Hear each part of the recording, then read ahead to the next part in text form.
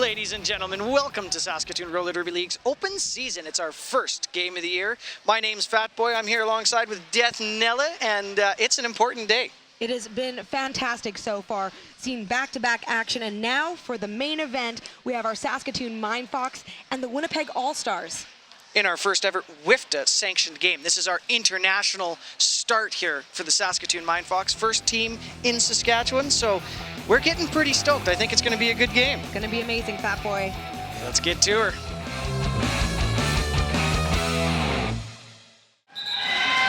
right, you are watching open season Saskatoon Roller Derby League, first Women's Flat Track Roller Derby League Association sanctioned game. I know that's a mouthful, but that means that we are playing in the international ranks, baby, and it's going to be a fun one against the Winnipeg All-Stars. This is our first bout in what we could call the NHL of the roller derby world here. This is the international association that registers, monitors, ensures all of this, that ranks us. So this is huge. This is massive.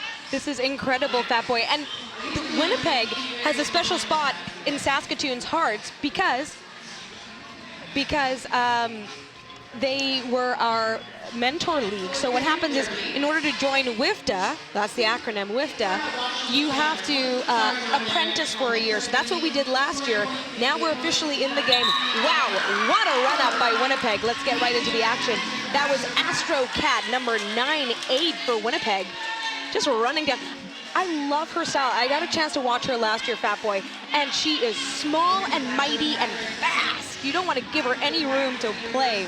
Abolisher's not going to give her a whole lot of room there. She puts her shoulder right into her chest, jamming for the Mindfox, Chesty here, who just so happens to have come off the microphone. She was my co-host for the last one.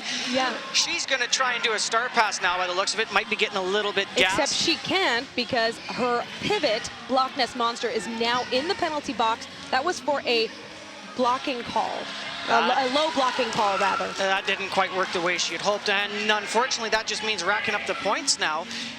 And now we're seeing some great offensive work by Mercy Butt Kicks over on corner 3. Ooh, big hit, but it's legal. She was the one who ran into it. She came into that one fast and hard. Astro Cat didn't get a whole lot of room to move with. Bella Von Bastard and Mercy Butt Kicks working together, but they need to be mindful of the links in their arms. In Derby, you can't create an impenetrable link. You have to be able to break the link without having to break any limbs. And Chesty with the Mindfox are working hard, trying to get past that purple wall, but she's getting hung up. She's having a hard time trying to use those toe stops now on the inside line. She's through, though. It's a tough go, and I mean, that's the thing when you're jamming. It's not just getting through, it's conserving energy and being smart enough to know when that switch comes. Now, she didn't have her pivot to help her relieve her jammer there. And there she goes, Astro Cat, as she calls that one off. Gonna end that one 15-2, the All-Stars taking the lead. I do want to send a special shout out to Sarah Curb Stumpin' Coleshaw, who is part of the Saskatoon Mindfox. She is watching right now from Spain, from Barcelona. That's where the Men's World Cup is taking place. And we know she's been staying up all night. What, it's like 4 or 5 in the morning there now, so. She was messaging me earlier today asking me what the live link was because she wanted to be able to take a nap and then get up to watch the game. So she's in Barcelona right now watching. And I love it. I think she's going to be enjoying what she sees here now we have QT Sly jamming for the Mindfox. Yeah, and Mish behaving, doing great work, opening a hole, except she opened the hole there for Lex Go from Winnipeg. Yeah, Lex Go took that one, took the advantage there as she went going by. QT Sly managed to get by on the inside with some help, so that gives her her initial pass. Mish behaving, doing some great work out there to open spaces to get people knocked out. And I mean, that's what you need to be thinking of when you're in that pack. You don't just want to be passive, you want to be aggressive. It's not just a defensive game. We call them blockers, but they're not just blocking.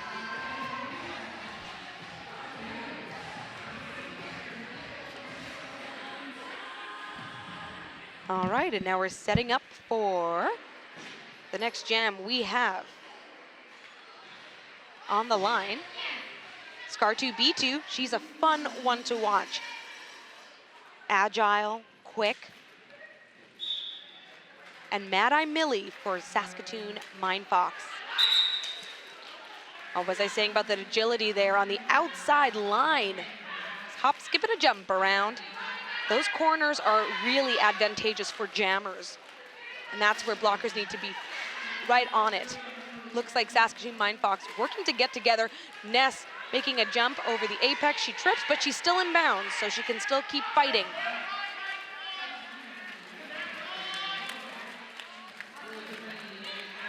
My co-announcer, Fat Boy, having to deal with a little bit of a music issue. If the music's too loud in the venue, what happens is players can't hear the referees can't hear each other, and that's a very important thing. We've got about 7 referees on the track, or rather on the inside and the outside of the track, and they have to be able to communicate to one another.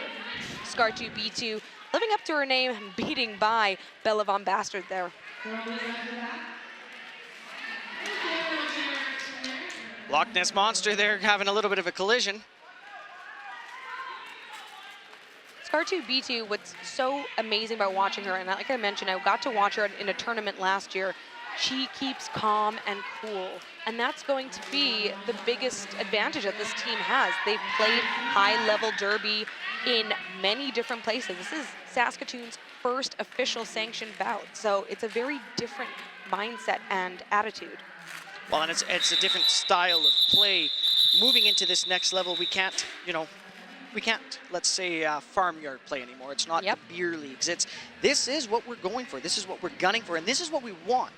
So we have to utilize that. We have to make sure that we're playing to that potential, because you don't join WIFTA just for the sake of joining WIFTA. No. You join it right with the aspiration of getting to the playoffs, to getting to that championship, that win. That's what you want. And so what we were seeing, Reese, she played in the last game as well. She is taking the line her first time this game. We're gonna go up against AstroCat. They have been so successful in opening that inside line, and she just knows how to run it. She's too quick. I can't even find her number to find her name on my roster sheet. Like, unbelievable. But, however, Reese being pretty speedy on her own, she's gotten through, so she's going to get her initial pass completed. Reese was a formidable blocker in the last game. So what we're seeing with Reese is she's now in her either her 4th or 5th year of roller derby, and she has just become such a versatile player. She's no longer just a jammer. She is being able to understand both positions, and you really want that. You might see somebody jamming in a game mostly, Fat Boy, but that doesn't mean that that's all they do.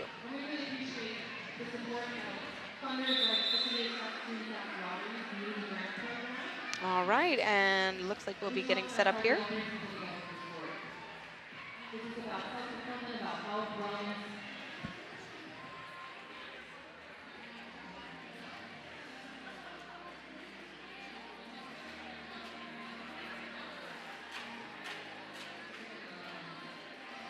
All right, and we have an official review.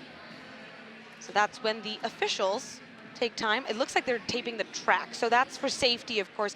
The one thing, Fat Boy, that I find is a big misconception in derby is people think, oh, it's just hitting people and, it's rough. It is, but safety is paramount. Oh, it absolutely is. And, we spoke about this on the last game, too, that most of our penalties, everything is based around safety. And we really spoke hard on the fact that it was a very fast game, and you have to always be in control of your body. There is no uncontrolled movements. As soon as it's uncontrolled, it's reckless, and that's going to get you a penalty. So when you see players come whipping around that corner and they're going in Mach 2, they can't just run into the back of somebody. They have to be controlled to ensure that it is not a dangerous play. However, they can still go into you with power if you're opening up a legal target position. So that's another thing to understand in derby. You have legal hitting positions on your body and also legal targets. It's not just it's not a light fluffy sport, but no. there's a lot of strategy that goes into it. I can't just barrel you over from the back and knock you flat. It doesn't work that way. But if you give me that strike, then beautiful. I didn't mean to cut you off there, but Lex Go, she is fast, speedy. She took the outside line. So what we're seeing now is Winnipeg knows how to clear those lines up. And those really are the danger zones, as we say in derby, because that's where the most risk is. You can get knocked out and dragged back, but they are so confident in opening up those lines and taking them. Well, and their blockers are doing a very, very good job right off that Al Anderson's jammer line of clearing that line. It's not just a matter of they're good. they're fantastic because they're just splitting it right at the start. No time, no thought, no nothing. It's done, over, and they're through. All right, Chesty gets knocked to the inside, just taking a moment, getting settled again, trying to look for help. Now we do have an all-star in the box, so they're going to be short one. Mindfox just regained one, but now they've lost another 1, 2, 3, 4. Wow. We're going to run out of seats today if we keep getting penalties like this. Yeah, they have to be careful. They need full strength. That's obviously, I know it makes sense. Yeah, full strength, you're going to do your best. But Mindfox especially, we've been working really well on the two-person blocking, although Skidlet taking a tumble there. Yeah, Skidlet and Bally, they're setting up for that jammer to come in. A little hot and heavy there, and they were able to get her to the outside of the track, but with only 2 of them, and now here we go. You can see Winnipeg coming in with that offense. That's not going to make it any easier for those blockers. And now Skidlet's going to the box. So there's no relief for Chesty. And if folks at home, if you're watching this and you're not sure what we mean when we say pivot and jammer, of course, the one with the star, pivot, the one with the stripe, the pivot is the only one who can be relief for the jammer, and it looks like Chesty is going to the penalty box. So this is a power jam situation for Winnipeg. Lexco, of course, going to take full advantage of that. Yeah, Lexco is going to have at her as Block Nest Monster and Bella, the only 2 blockers left, are trying to stretch that pack out so Bella could chase her down, but Block Nest, there's just not enough of her to, stretch that 20-foot pack out much farther than it's already at. Exactly. And so Duck, the coach for the Mindfox, is asking for a timeout. Very good call at this point. We're going to see a replay here. Look at that outside line. I mean, Ness was so close, right? But just the speed, and this is what we're going to see, Fat Boy. In the sanctioned bouts, when Saskatoon starts playing the higher level, the strategy, the attack on the teams, that's what you're going to see. And you could see in that first replay as well that Bally got spun right around. They didn't allow her that chance to even stand there and hang her position. They spun her, and as soon as she spun, well, she's kind of done, because now you're not only facing the wrong direction, you're not going to move the right direction. You can't make a you can't make a clockwise block. You cannot hit non-derby direction, which means for her to make that contact, she either has to be planted or moving in the proper direction. You run out of options when you start going the wrong direction. And that's the thing, Fat Boy.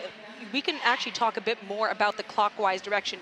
One of the biggest penalty drivers, especially last season for the Mindfox and the Bees, was that directional, because we started playing more offense. So when you do that switch, you might end up in a place where you are traveling against the grain. And the biggest thing is you can skate that way as long as you don't initiate hits. And there's a fine line, because sometimes you think, I'm not initiating, and then the next thing you know, yes, you are. Yeah, and it's not the area you want to find out you're getting a penalty. But back onto the track now, we're going to have... Big hit by Mish. Scar2 Beach, who went in there a little hard with Mish, but bounced off her, comes around for lead jam. And at least the pivot for Saskatoon Mindfox is back on. They're now 3 on 4. Speeding up the pack is a strategy. As well with the jammer for the Mindfox, the jammer for the Winnipeg All-Stars, the girl meat is back on the track as well, along with Chesty and Bally shirt. So we've emptied that penalty box. Oh, and they were set up for Chesty there on that inside line. They were, and Scar2 and Skidlet had a little bit of a battle there. Skidlet unfortunately lost. Scar was able to get around. And, oh, there we go. Chesty's finding those feet. Big hits. This what makes her fierce as a jammer. She's a formidable blocker, has been for years, and she gets by, but she's... Winnipeg gets called out of play, and that's right. If you're watching at home and you're unsure, hey, why aren't they just following the jammer around the track and hitting her? Well, there is an engagement zone 30 feet in front, 30 feet behind the pack. Yeah, there's only so much they can do and so far they can go, and that's what makes it interesting, because you'll see, and this is, as you said, speeding up the pack is a good strategy.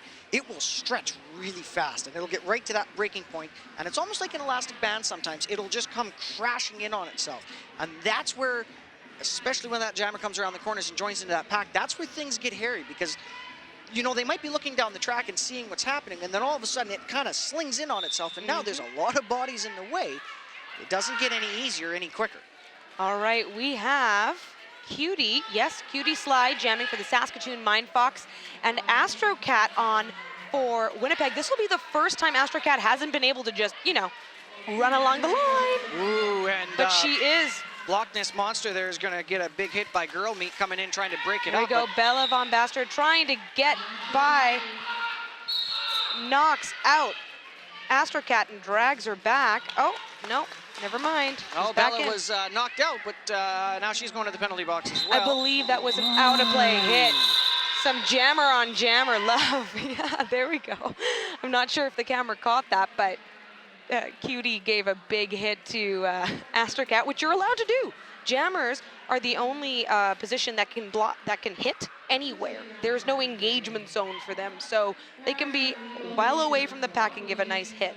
Oh, and that's exactly what it was. And it was a good hit. Cutie took her right out from under her feet.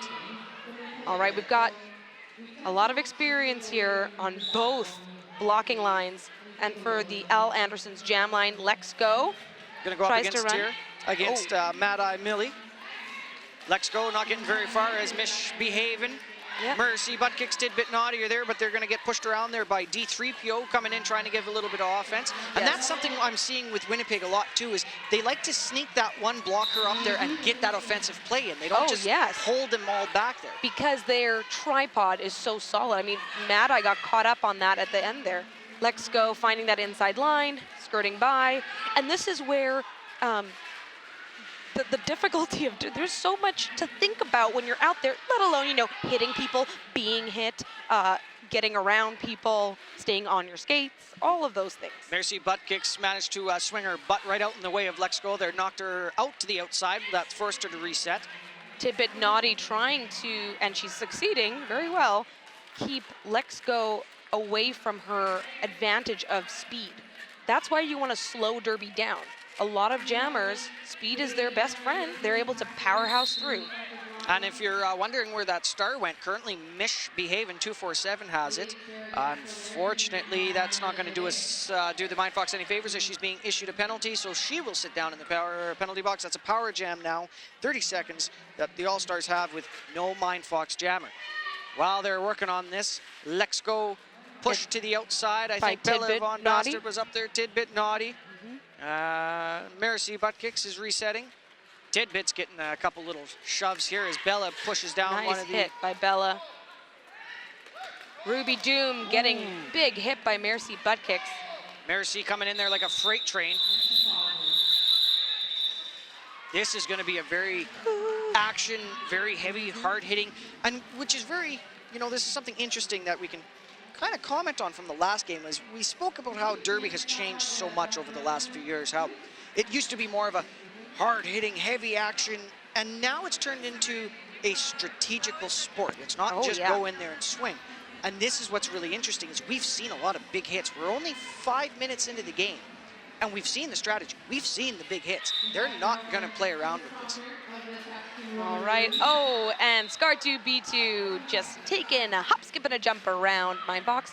Now's an opportunity for the Mindfox to try to set up for Reese. However, Scar2B2 is so fast. She's already back and around, and so she laps and gets 5 points.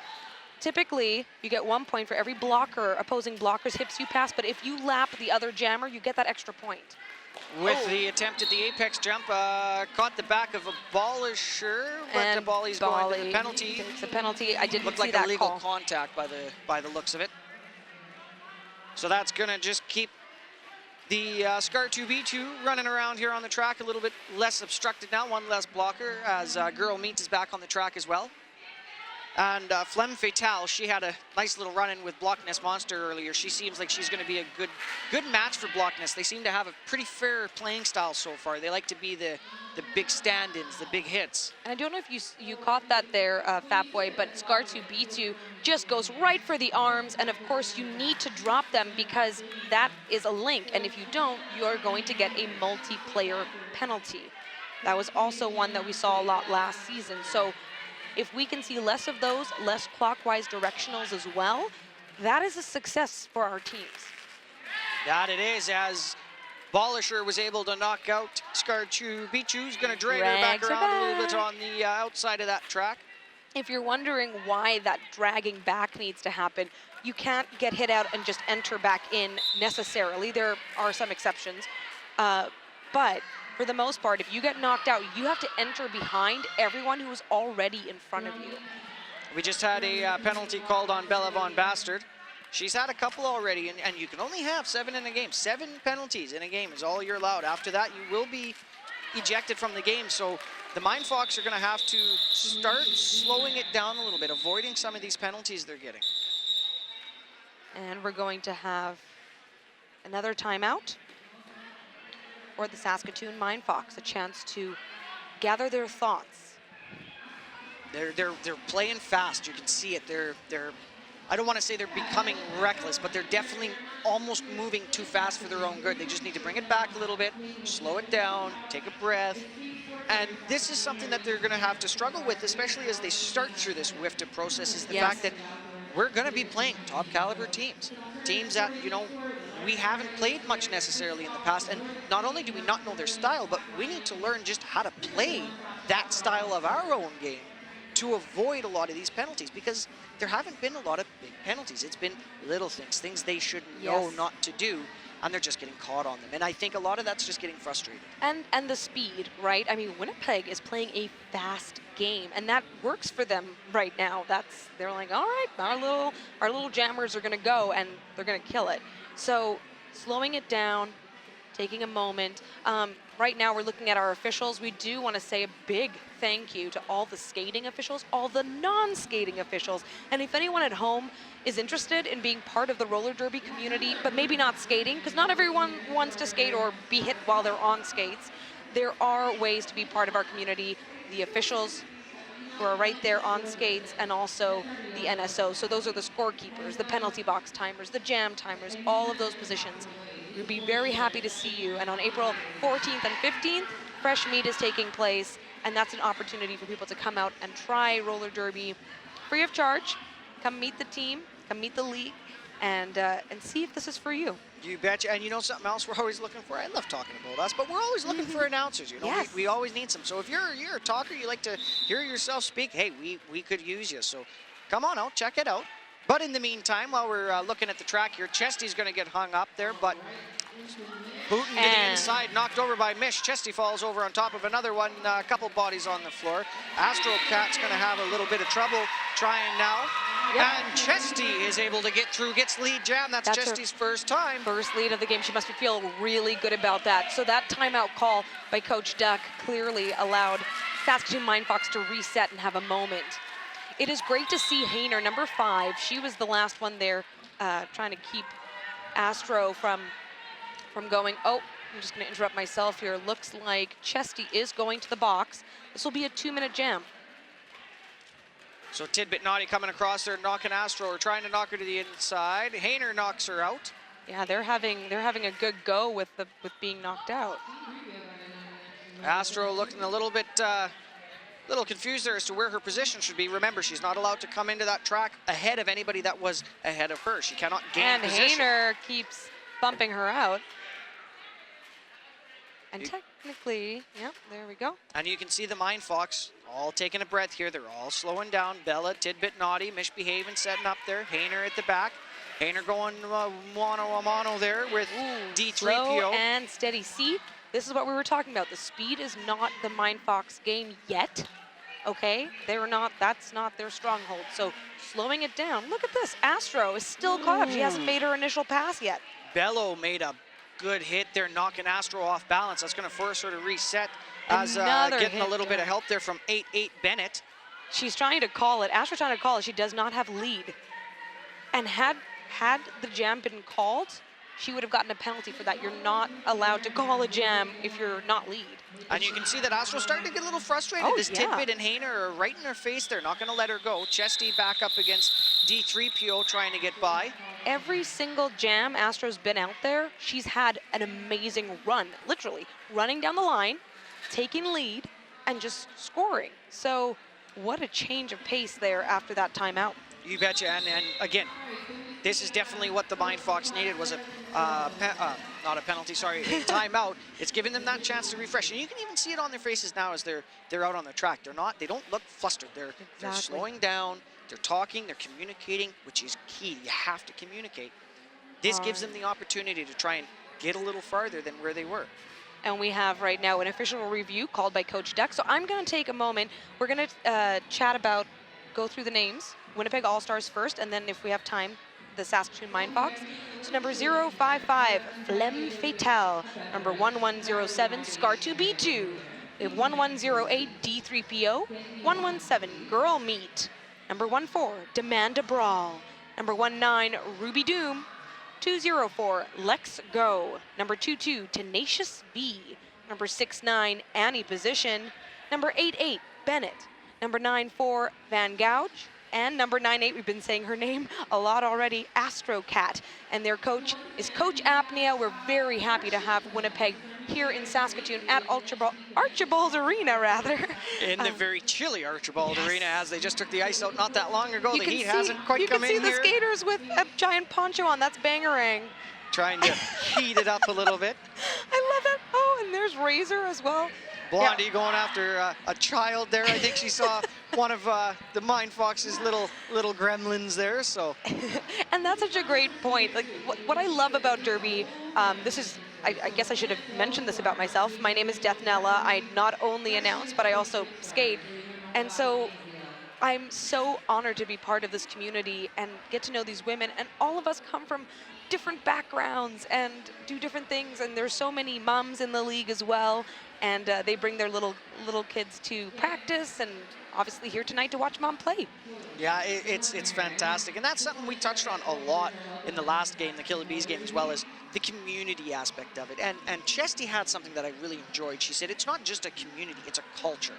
You know, Yes. we're one big family, and we touched on, you know, myself personally, I went to Edmonton last year for a announcing tournament, and it was, what can we do? How can we help you? What, you know, can we find you a place to stay? People I didn't know. Yes. Hey, I got a bedroom. You know, you don't see that in a lot of places. That's a pretty special thing. That's a pretty cool bond. It's very special. And now we're seeing a great strategic play here, Winnipeg. They're actually, look like they're going to do sort of a double pinch. We're going to see if this is successful. We have two people sign up. Oh, and a nice short sheet motion there from the Mindfox. Throws them off balance. So even though Lex Go got the outside line, there wasn't that double pinch. So there was some forward thinking there from the Mindfox to try to stop that from happening. Betcha as QT's working her way through there. Loch Ness Monster Nice trying to give her hit a by fine. Bali. Yeah, Bali knocks Lex Go back to the inside. We got a multiplayer block now being issued to the Winnipeg All-Stars 2-2. That's Tenacious V. So that allows QT Slide to get through and get that initial pass. I think before the whistle went, though, there was another multiplayer block issued to Skidlet this time, who's going to go take a seat in the penalty box. So that's the Mindfox pivot, sitting down. So we're both teams here are going to start a little short as D3PO, Bennett, and Amanda Brawl are lined up right now, blocking for the Winnipeg All-Stars. And we have Mad Eye Millie from the Saskatoon Mindfox jamming this one against Scar2B2. Scar2 going right for that outside, busts through the inside, but Tidbit Naughty's there. Mish coming by to try and give her a hand. Mish kind of misses the hit. Mercy goes for her. You Can't cannot quite even make that give foot her race. an inch on that line. That's how tight Scar2B2 was, because she came up against Tidbit Naughty and Mercy butt kicks, and wow, she just went right by. Mad Eye there got caught up by D3PO, tried to get around, but they both kind of tumbled. 5 points were picked up there in the meantime by Scar2B2. Some good strategy there by Scar2. She did a quick speed change, really effective if blockers are like, oh, we know exactly how she's going to be coming in. And she went, nope, speed up and go. Mad Eye Millie was able to complete her initial pass just as she was coming back to the back of the pack. Jam was called off by Scar2B2 after picking up another 4 points.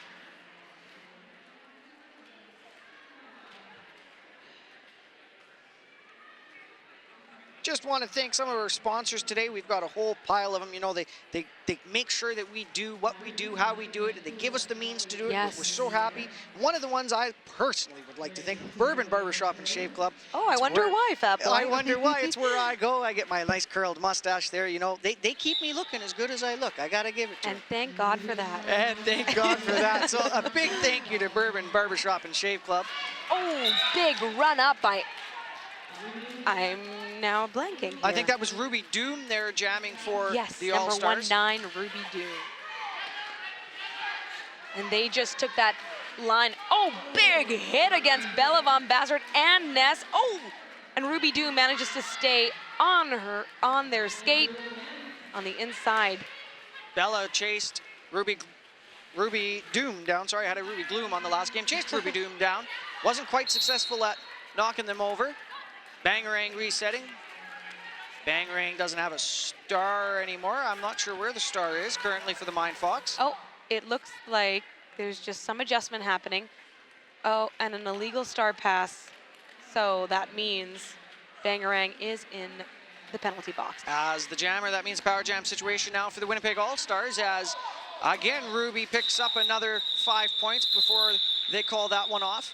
So Winnipeg will have a power start. That's when there's no jammer there from the other team. Going to be a little short on the Al Anderson's power pivot. Third game of the day. I might as well start singing to you guys. All you people out there on TV land and Facebook land, of course, maybe even in Barcelona. Okay, here we go. We got a nice replay. Look at that. That was that one-legged or one-foot skate slide on the inside line I was talking about. Yeah, and you can see Bella try and get that late-minute hit. Big hit and the by way Ruby Doom. They just come in there and just knock her over. There was no hesitation. It was incredible. Merci getting her butt away in the way again. Tidbit Naughty fighting with her as well. Tidbit's going to push her back a little bit. Of course, that's Lex Go, who's been having a very successful night, but she's struggling a little now. Lovely little jump she did there. She knew Tidbit was coming in low, and she just jumped up. Back on the track now, Bangarang with that jammer star. So she's going to try and rack up a couple points here. She'll have to complete an initial. Tidbit going to try and push for her. Bangarang knocked to the inside, forced to reset. Merci comes. Dan Hayner, not quite enough as Lex is able to stay on that toe stop, staying just dip right and inbounds. Bangarang fighting through, getting some more help there from Merci. Mish at the front coming, trying to strike that was, on Lex. It slowed her down. It slowed her down, and sometimes those are the victories you got to take. And Tidbit Naughty gets the star legally, and so she's now out for the Saskatoon Mindfox. Somewhere in the scrum, we had a penalty issue to Tenacious V, so the All-Stars are going to be short one blocker now. And that hit by Merci butt kicks forces the call off. And you know, I'm going to be interested to see what happens here in the second half of this game as we watch the conditioning of these players. Yes. As I said before, we're seeing a lot of big hits, not big fly hits. And we have a replay here of that beautiful jump over by Lex Go. Jump, skip, and a hop. Exactly. You have to remember, everyone on the track out there has a ton of experience. There are some new Mindfox members, and there could be some new Winnipeg ones, although most of them I did see playing last year. And we just saw in the last replay that Lex Go had 3 good hits in a very short span, and that's what I'm referring to. There's going to be a lot of fatigue come this second half. Now Chesty back out with that jammer star is going to get hung up there against number 117 Girl Meat. But Chesty gets busted through, grabs that initial pass. Girl Meat and there's a setting lot up as the pivot. There we go. There's a lot of blocker on blocker hitting, and that's possibly what is throwing off some of, you know, obviously you can't reform as quickly, and when I say reform, I mean get together in your tripod in that little 3 group. It's a lot more difficult when you're being hit. Oh, and there's their jammer all of a sudden. One other thing I do want to mention, Fat Boy, is Chesty. This is huge for Chesty. It's her first game as a Mindfox jammer, and she has worked so incredibly hard to be in that position, and not as, you know, a 4th chair or a 5th chair, but as the jammer and being in that rotation. It has been an incredible season so far, and this is our first game for Chesty, so I do want to mention that we're all so proud of her. You betcha. Now back on the track right now, QT Sly kind of slipping through there on that inside. Going to take lead jam, going up against Astrocat. Now you've got 1108 D3PO going in there trying to get Astrocat a little bit of room, but it's not going the way they'd hoped, as they're all kind of stuck back there. And QT Sly as well now up there against Bennett not getting very far. Second hit by Tibbet. Tibbet Naughty's just not relenting. She doesn't have to, right? Oh, there comes Mercy. Hayner's up, but the no pack's called, so Hayner lets her go. All right, so but D3PO. I'm doing the same thing. D3PO now has the start. Cutie watching D3PO go into the back of Mercy. Hayner and Tidbit calls that one off. I do love the Star Wars references.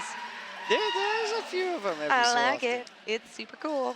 And that sounded really lame that I just said that. Oh, come on. Nothing is lame at roller derby. It's a fast hitting, fast action, hard hit, Whoop. It's fast, it's hard hitting, it's fun. Yes, roller derby. It's the sport we've come to watch today. So yeah, yes, obviously we like it. Exactly. Ooh-wee.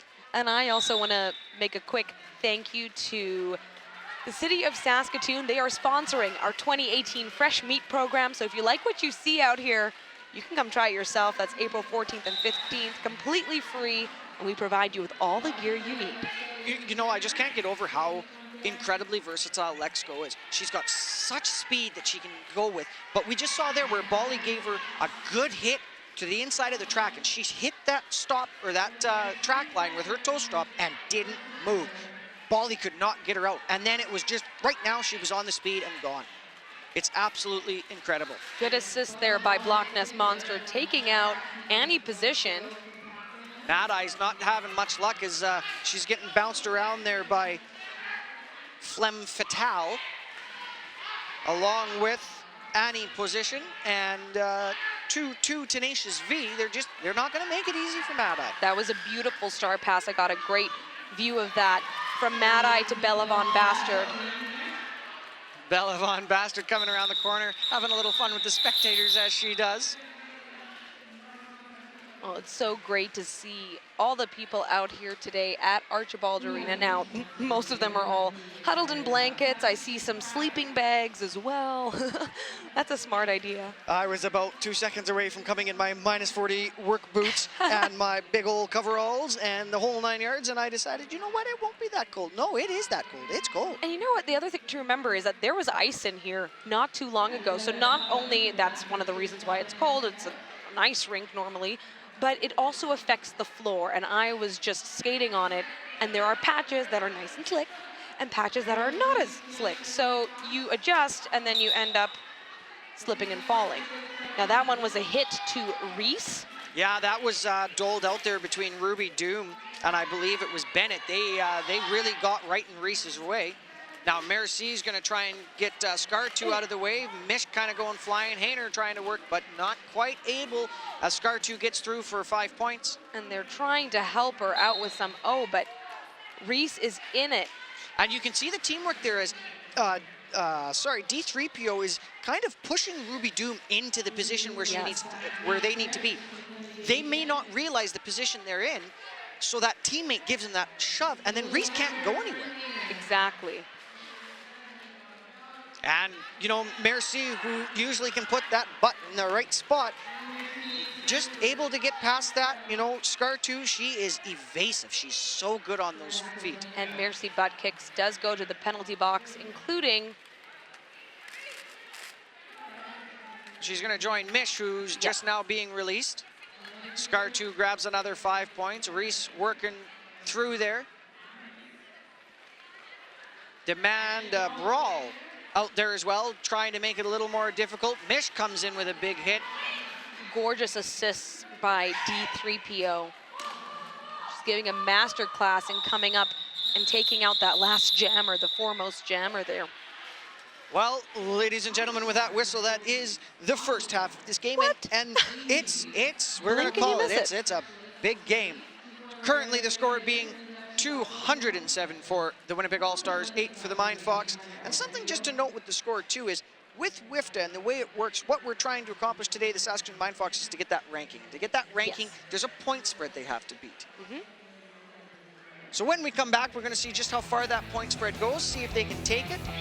Right now, I'm Fat Boy. I'm Deathnella. We'll catch you guys in a couple minutes.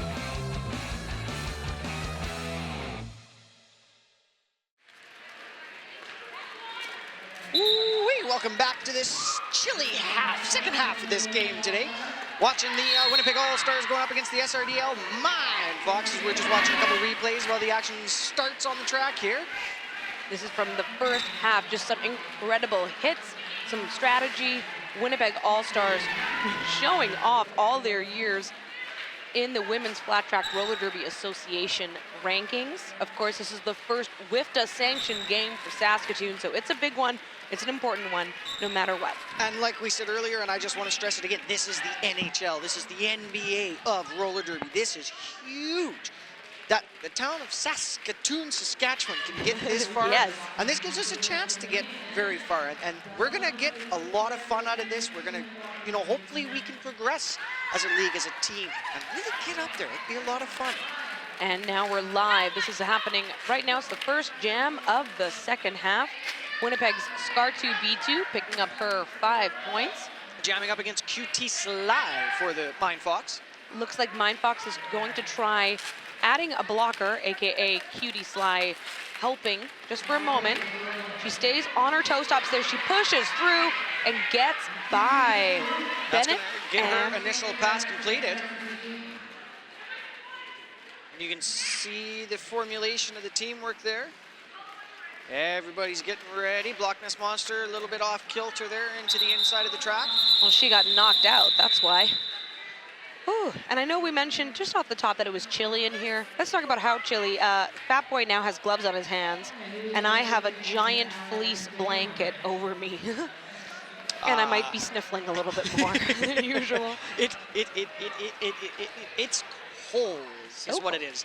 Oh, I almost went to have a chip, and then I realized that would not sound very lovely at all. Probably not. But yeah, no, it's chilly here tonight as we watch this first sanctioned look at bout. that difference. Oh, look at that. That's hi. us. Hello. There's the camera. Brr. Yeah, Okay, just back to to show the you action. how cold we are. Back at her we go here. Ooh, Mish with a little bit of a shoulder pop there right into that 3-8. They've realized now that Astro's superpower is her speed. So if you can cut that down, you can get it. And look at that. Everyone is going nuts here. Chesty getting lead right off the hop there. There you go.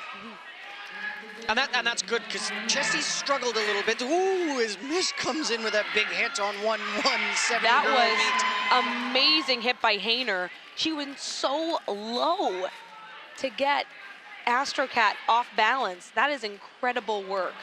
We did have a penalty now issued to girl meet, so this is going to make Chesty one less blocker to pass on the track as Chesty's going one-on-one past 5-5 there. That's Flem Fatale. Chesty's able to pick up 4 points. And Tibbet Naughty is not holding up. Nice hit to the inside on Astrocat, and she's not relenting. A forearm call on Chesty, though. The jam will last 2 minutes. There's about 40 seconds left. Mish, Hayner, Tidbit all set up Nice there. Mercy hit. going to the front. Nice hit by Mish, so slows Astrocat down, burning that penalty. Hayner there is throwing some big shoulders into Flem Fatale. And again, this is what I was talking about there. It's a physical game tonight. It's not just fast, it's physical. And usually you see one more than the other, where tonight you can tell that Mindfox has really tried to bring the physical in, where Winnipeg's trying to get that speed. Oh, and yes. it's going to be a struggle. It's been a struggle all night. So we have girl meet. She took the star pass. She collects her 5 points there. Whistles blow, the jam's called dead. 2 minutes are up. Okay, but everyone's back to full strength. There's no one in the penalty box right now. Lingering. Bellevon Bastard, Block Nest Monster, Skidlet, and Abolisher are going to line up here for the Mindfox going up We're going to against. have a replay here. Nice hit by Mish on girl meet. And there's Hayner getting low. Oh, just gorgeous blocking work there. Another big hit there as a couple of them kind of went tumbling. That was when Astro knocked to the inside there.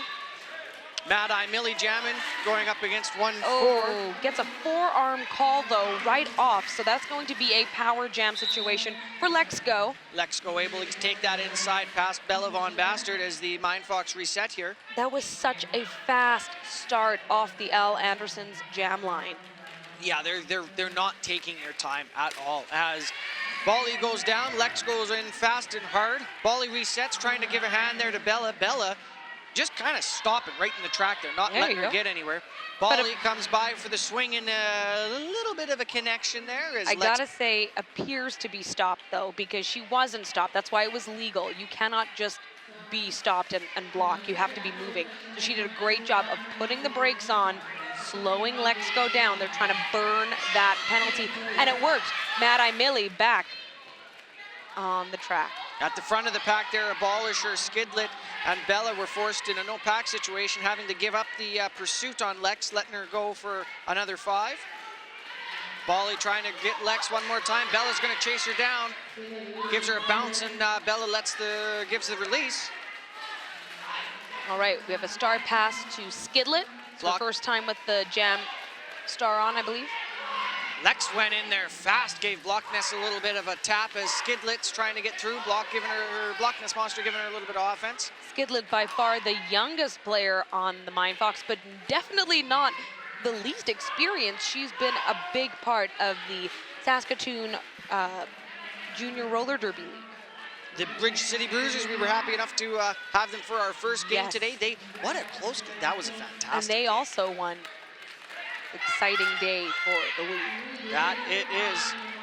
Skidlet's resetting here. Mad Eye Millie's coming back with her. The time goes, the whistles blow. That jam's over.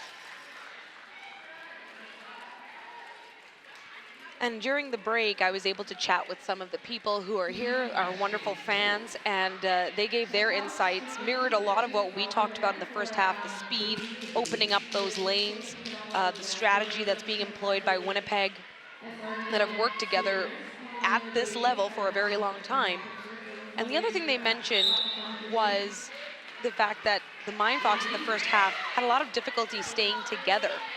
And staying together is where you are strong, and so that's why people are ping-ponging Annie position, getting there, getting in the way. Mercy butt kicks also going out. Oh, and we've seen already in this half that the Mindfox have really kind of brought it in, and we've seen that they've been holding their tripods better, they've been holding their positions better, making it a little bit more difficult now for Winnipeg just to find that open line and skip through. Except Scar 2B2 very quickly got through, and that's where that switch from O to D is so important. You have to be so fast.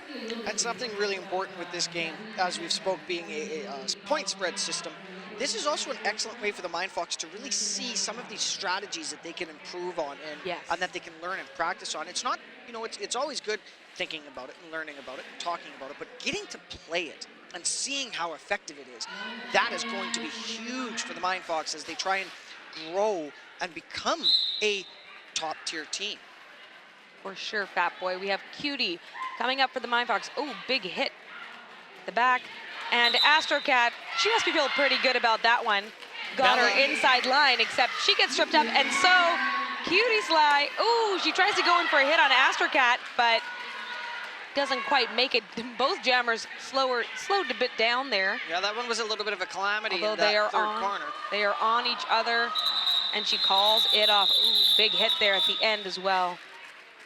Everybody kind of went flying into that pack there.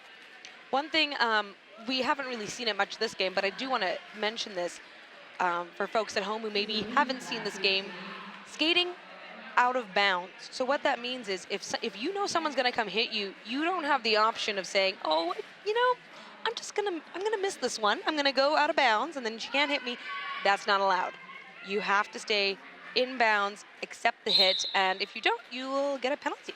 Yeah, this is very true as Chesty, big hit on Girl Meat, flattened her. Chesty staying on her skates. She almost got knocked out of balance, but it was a great effort there. Unfortunately, or rather fortunately, Lex Go finds that inside line. Mish took a big hit there, knocked her down. She was a little slow to get up, but she's up now, going one-on-one there with Annie position, doing a little bit of jostling. And it's a power jam for Lex Go. There was a cut track call on Chesty. Meanwhile, her pivot, Block Nest Monster, is going back onto the track. Mish throwing up some big hits there against Lex Go. Mish has been on fire this game. She has been such a formidable offensive player. A little bit of jostling there. Merci kind of looking for the penalty. The penalty was She called. got it. That was against 6'9" Annie position. And we got another penalty, or that might be the same one. I saw the signal for a clockwise block. No, I think that one was issued to Mishbehaven. So the Mindfox are going to go down one blocker now as well, as Chesty is now skating back out to the track. Meanwhile, Lexco is having a little bit of a moment. She's getting hung up, although she was waiting for girl meet there to get into play. And that is effective jamming, is you don't always only want to be running full speed ahead. You want to be able to say, okay, I see girl meet, she's going to give me that opening, and I'm going to do it. Chesty went in hard there against girl meet, which knocked her to the inside, so she was forced to kind of recycle to the back there. And another cut track penalty assessed to Chesty. That was for some sly maneuvering there on the inside. She thought she had come in at the right place, and she didn't. And girl meet is being an absolute abomination on that track right now. Powerhouse. She is just, it doesn't matter where you are, what you do, she's there, and she's in your face. You're going to know. She's not the kind of player that just kind of skate and give you a little bit of love. No, she'll let you know. And that's the difference, right? I mean, I was just playing in the Bees game, the lower level game, and you can see the difference just in the strategy, in the fierce attack that the team has as a team. And there's Chesty in the penalty box, taking a breather. Whether it's by choice or not. It's important when you're in the penalty box, as it is with any sport, that you take that time to regroup, to remember what your job is, that all you need to think about is the next step.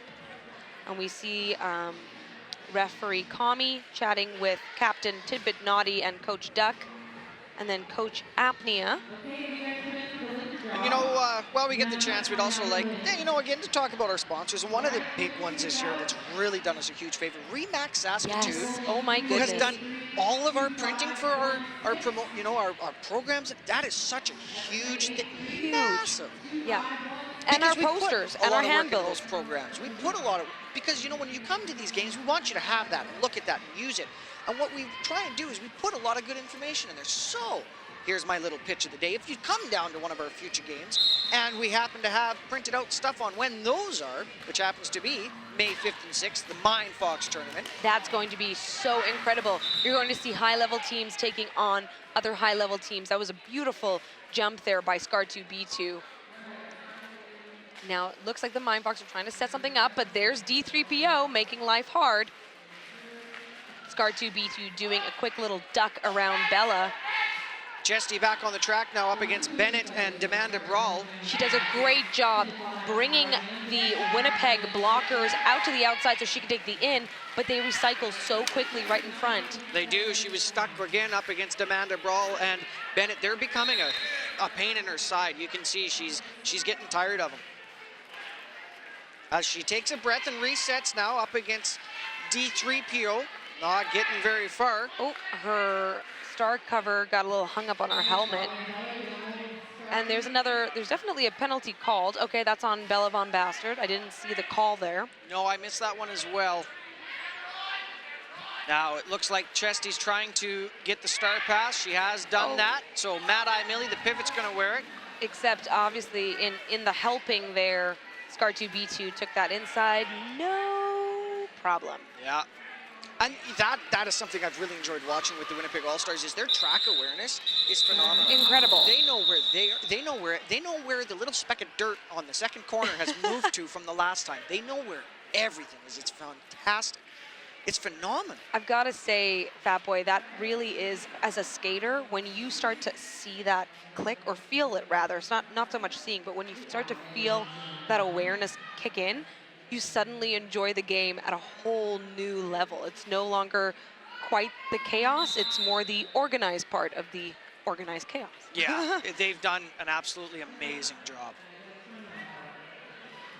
All right, we did not get a chance in the first half to talk about our Mindfox, who's out there. We've been saying their names a couple times, but Fat Boy, would you like to read the roster that's out there? This is for your chartered Mindfox, WIFTA sanctioned as well. You betcha. So lining up for the Mindfox today, we had 113 Mad Eye Millie, 131 Reese, 138 QT Sly, 15 Mercy Butt Kicks, 182 Skidlet, 24 Irish, 247 Mish Behaven, 28 Chesty LaRue, 355 Block Ness Monster, 5 Hainer, 56 Bangerang, 666 Mel Razor, 8 Bella Von Bastard, 85 Abolisher, and 96 Tidbit Naughty. And of course, along with them, we have Blondie, The Stig, Stabitha on the bench with Coach McQuack. And it looks like we are going to have a substitution in the penalty box because Bella Von Bastard appears to have an injury to her. So what that means is someone will serve Bella's penalty. It's not as though suddenly we have the advantage of another body on the track. No, not quite. It doesn't really work that way. And the stop and play is not making the players feel really good. Right now, Reese, who's the jammer, is holding herself because it's so cold and you don't want to get cold right before you're about to start. No, and you know, something we were just talking to when halftime was here and I was speaking to a couple people in the audience is it feels, you can tell that it's dropped in temperature outside because the building has come down. There was a time when I was comfortable with what I was wearing and now I'm getting chilly. It's, So curb stop in Colshaw, if you're still enjoying the game right now, all the way in beautiful Spain, please know we wish we were there. Yeah, we wish you well. Although, to be fair, I love being here too. We're seeing some great derby happening in Saskatoon. That we are. So now we've got Reese going up against, I believe Astro that is Cat. Astro Cat. Of course, I should know that. That's who I've been looking at a lot today. She's doing a fantastic job. But Tidbit Naughty and Mercy Buttkirk's butt kicks. They're holding her. They're holding her. Mercy getting that butt right in the right spot. Tidbit trying to catch her on the back round. But Astro Cat's so attuned to the toe stop work, so she's able to stay on one toe stop in bounds. You betcha. And while Reese is trying to get past Annie position, and sorry, I lost my numbers there along with Girl Meat. Now getting the chance to go through. Skidlet's trying to give her some offense. Reese breaks through. That's going to give an initial pass. And we have a call on one of the Winnipeg players. Little bit of a body count there as Hainer went down and took Annie position with her. We got a 1-1 on that last scoring pass.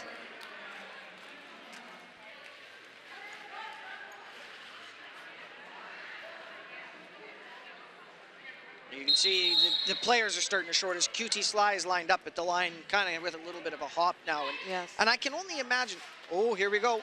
Let's take a look at this, yes, incredible two-person blocking. This is not easy. You have to not only trust each other, you have to know where she is. And she's so squirrely, right? Oh, she comes up again against Mercy's butt.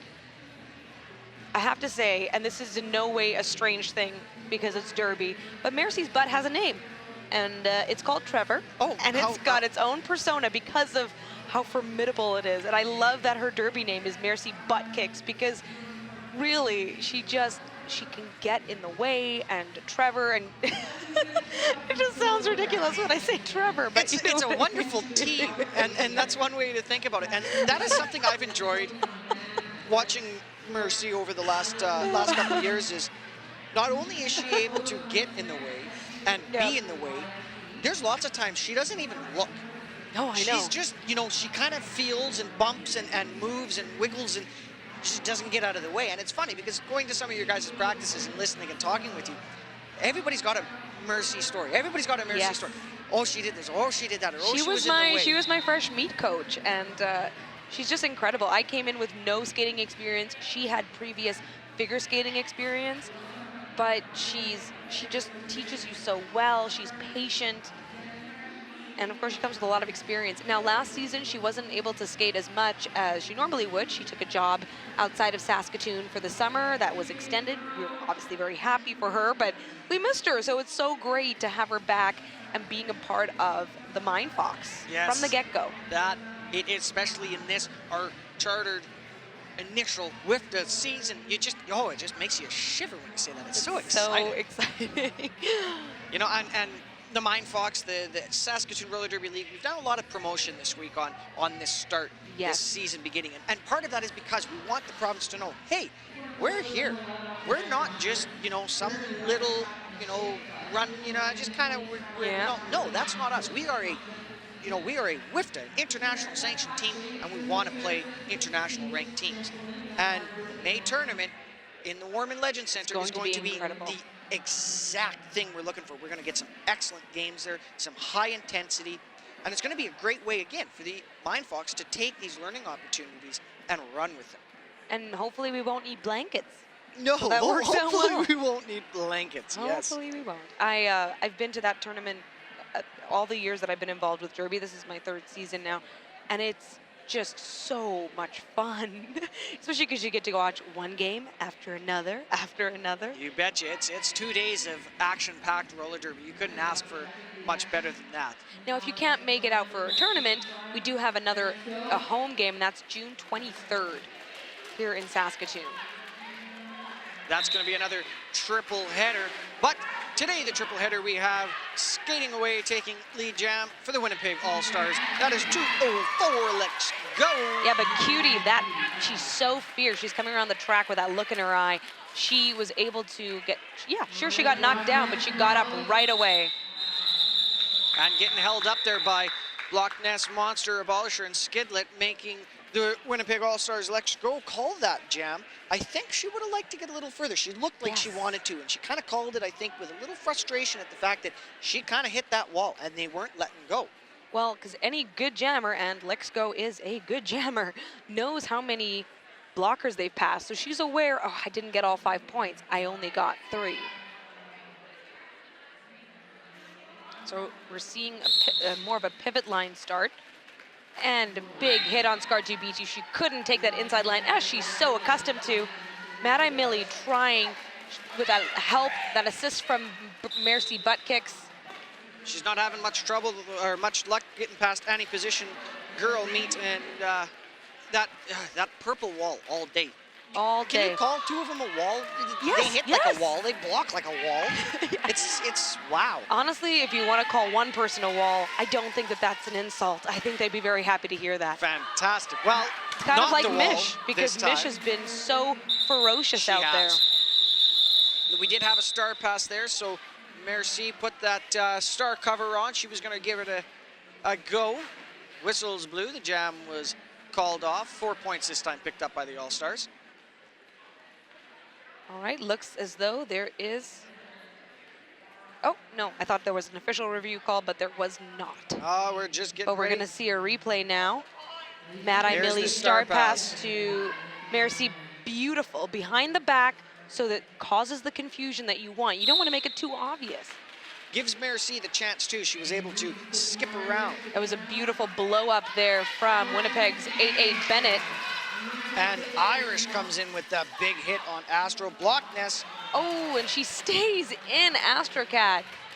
She just bends 90 degrees over that line. And but look at that, Reese is out, and Reese has lead. Now, Reese has lead because there was a no pass, no penalty called on Astrocat, who comes in hot, taking out Irish, and that will send Astrocat to the penalty box. The first time this game, giving Reese a power jam. That's going to be fantastic for Reese. This is a very good opportunity for the Mindfox to start trying to grab a couple points as Bally starts helping Reese as she tumbles. Ooh, big hits. People getting knocked around. A penalty called on a clockwise block to...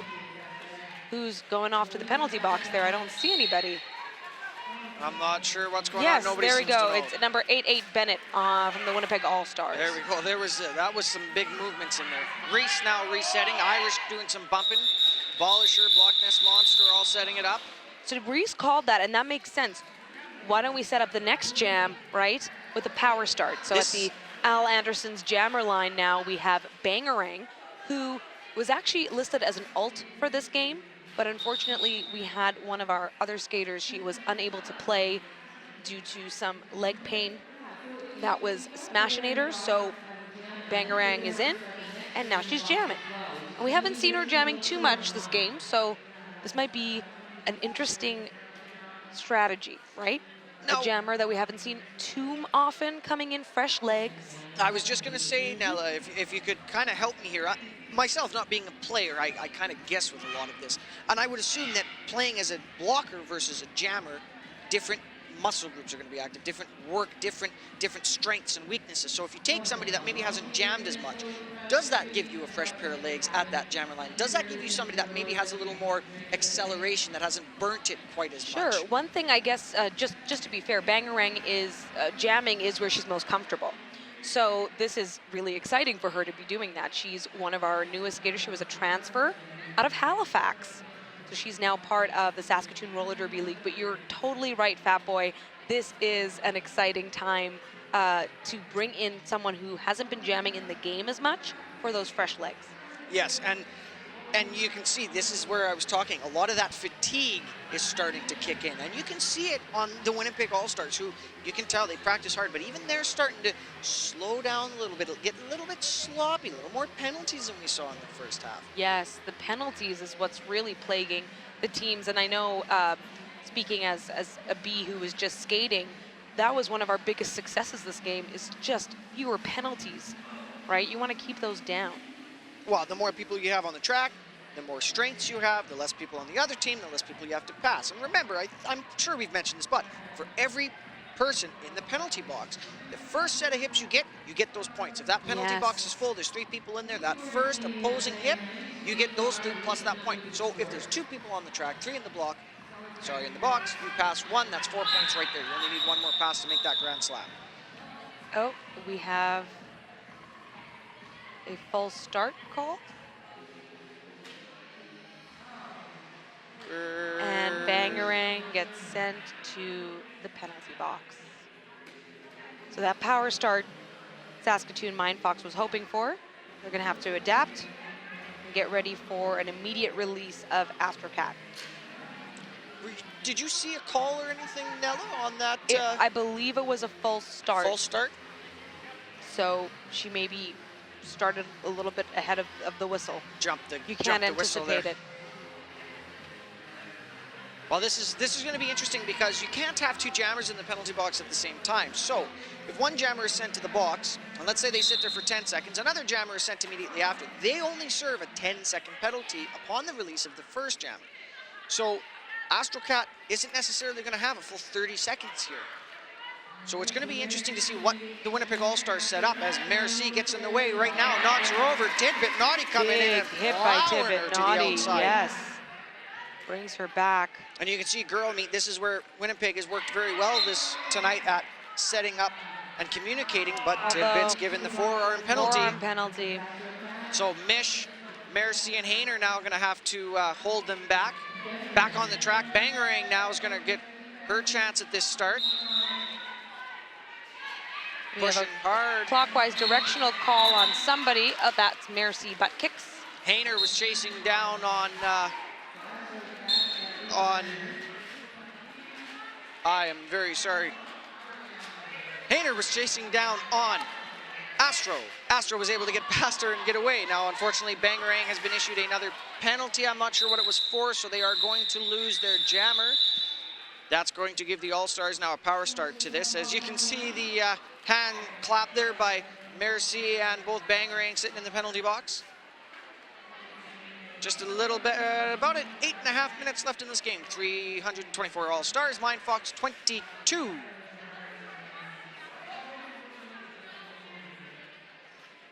All right. And it looks like Winnipeg is setting themselves up. Yeah, they were setting themselves up for a nice pinch. Skidlet getting ahead, managing to knock Lex go off balance. Loch Ness Monster coming in to try and give Skidlet a hand. They slowed her down. And the crowd cheering. That was a great move. She knew she was going to get the pinch, so she went ahead, made sure that that wasn't going to happen. And It's Skidlet frustrating there. when you know it's going to come and you're just waiting there. And Skidlet right now doing a fantastic job of communicating, trying to talk to her teammates and making sure everybody's coordinated on the track. That is pivotal to the success of the team. And we have Mercy butt kicks in the penalty box along with Abolisher. I did not see those calls. No, I'm not sure what happened there. A bit of an apex jump as Lexco is able to grab another 4 points on that one. Bangerang works Yes, through, gets getting through for the through. initial pass. And I realize I'm saying yes a lot. I'm saying yes because I'm trying to acknowledge that these things are happening. I don't want anyone at home to think I'm saying yes. That's not what it is. I'm fair. I'm honest. I love the Saskatoon Mindfox, you know? I think we've got her pretty well covered as we Exactly. keep this game rolling right along. Now we're going to have Cutie Sly. I just like saying her name. I Cutie know. Sly. It's fun. Cutie Sly is going to go up here against Scar to beat you. And she's got a wonderful line helping her, but of course, so does Scar2B2, Tenacious V, Girl Meat, and Flemme Fatale just making life so hard. QT working, getting a little bit of help there from Yep, Mish, and but right Scar up takes against the Annie inside. position, and Tenacious V not going to get very far, helping them out at that front brace. They're a Girl Meat. Winnipeg has done a great job of creating so much distraction for the Mindfox blockers. There's nowhere to focus. Well, that's just it, and I spoke to it earlier. They're really good at releasing that blocker and getting in there and hammering around on that tripod. So there was a failed apex jump attempt by Scar2B2 and actually by QD Sly there, but Mish Behaving was sent to the penalty box on a blocking call, and that was related to that apex jump. So we're going to be down one blocker for the Mindfox here.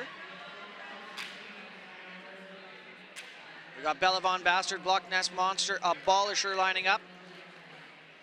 Demanda Brawl's going to set up there for Oh, the and look at that. They All-Stars. are sitting up there, and now, unfortunately, that's going to create the speed that Astrocat wants, and she gets through.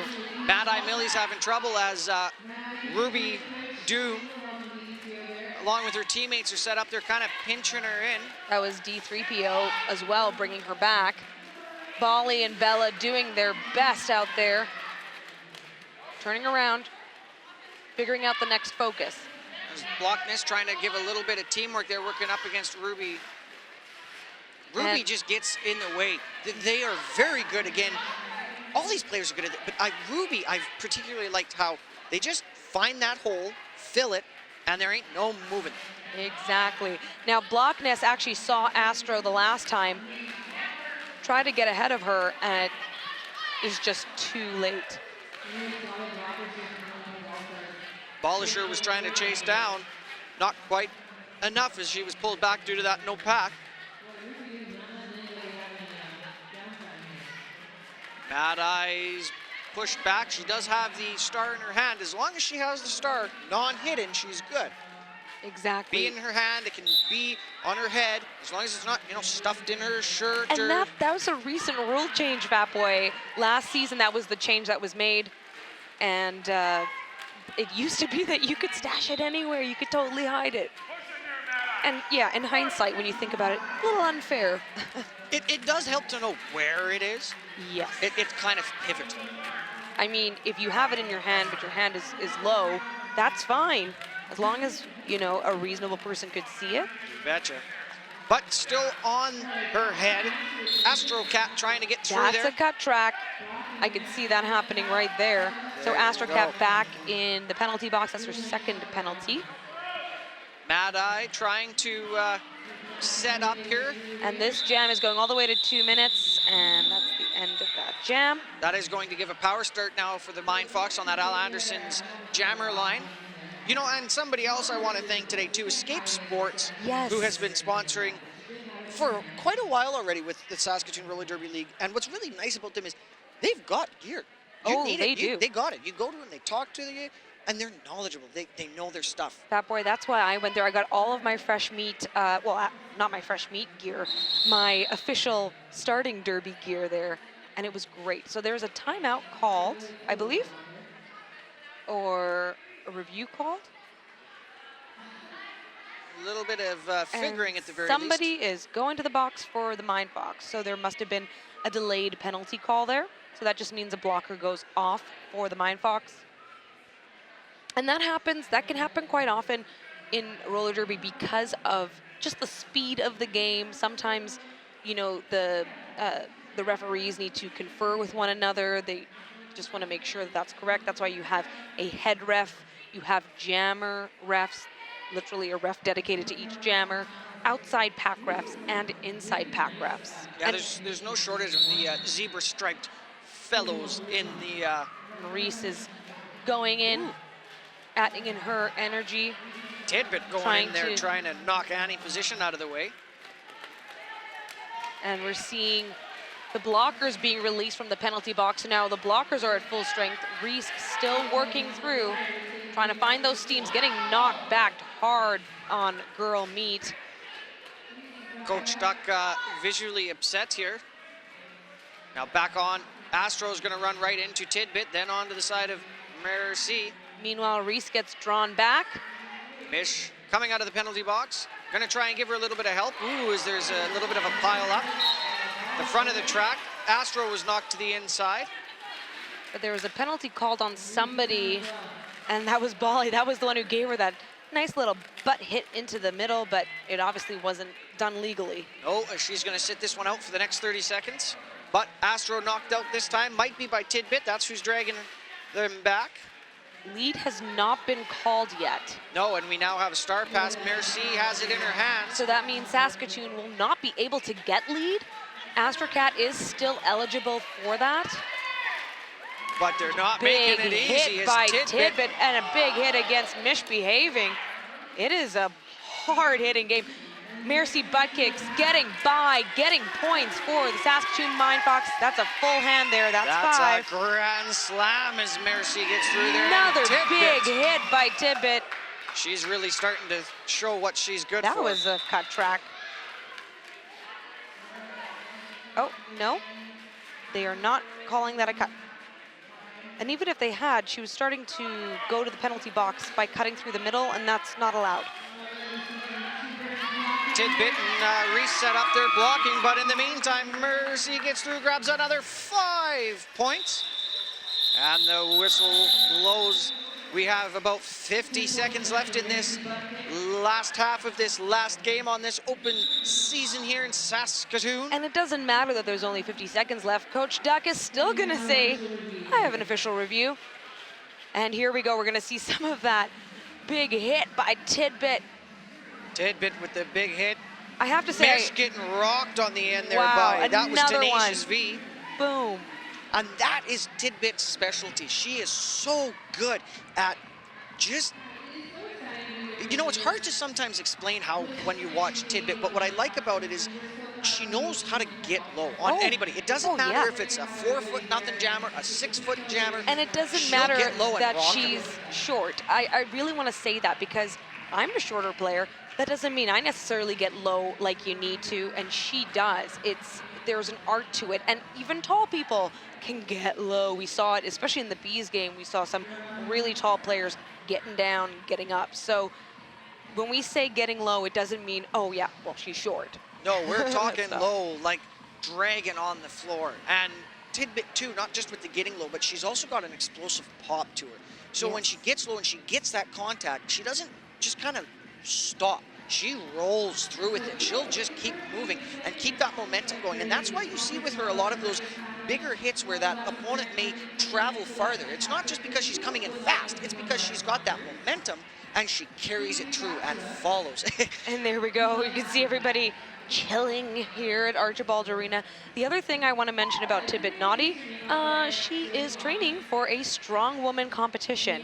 And that's what I love about Derby, is we see athletes, of course, who have skating backgrounds, but there's athletes who do other things as well. And strong woman is really awesome to see someone who's just that ferocious on skates and also so strong off skates. You betcha. You know, and we'll just take this time once again let's talk about some more. a little bit more. Can I give a shout out to Heavy Shooter Photography? He is joining us. This is the first games for him shooting, and he's Saskatoon based, likes to focus on bands and athlete specific sports. Hey, roller derby, there you go. He also shoots powerlifting and strongman and likes to shoot in an alternative style. We want to thank Matt and check him out on Instagram at Heavy Shooter Photography YXC. I've been talking to him over the last little bit today as we were setting up, and you know, he's a real good character. He's a lot of fun, and what's really cool about him, he's not just here to take the pictures. He's excited. He wants to learn about this game, and you can see him. He's Where come can I to get the best shot? practices. Where can I watch? Lex Go takes the inside line. Too busy talking about photography here. Lex is flashing But so through does on that Cutie. one. Cutie gets by, almost knocked out by Ruby Doom, or rather 3DPO. Cutie's gonna lay on here, try and get a little bit of speed, see if she can't catch up and grab some. And Irish takes a fall. And trips some more people. And that will send her to the box. Although I believe that was the last, no, it wasn't the last jam, because Coach Duck called the official review before that jam. So there will be one more jam. So if you're wondering, okay, well, she fell, you know, what about that? You have to fall in a way that doesn't make you a danger to other people, and since 2 other people tripped over Irish, that's how that happened. Oh, I do believe, is that the game? That is the game, it appears. It's looking that way. So as we wait for our official score, we just want to review some of these hard-hitting actions there. There's that fall.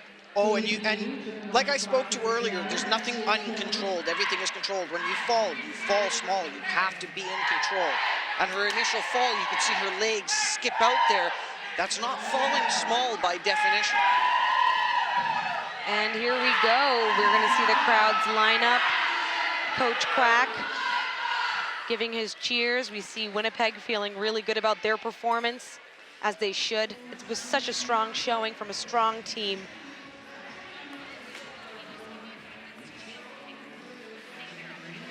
Just waiting now for the official review. The jam refs are conferring with their scorekeepers and making sure that everything is tickety-boo. Once we get the official whistle, we'll let you know. And you know, this is something that I really enjoy with roller derby. Everybody always right to the edge of the track, get the high fives in, get that camaraderie.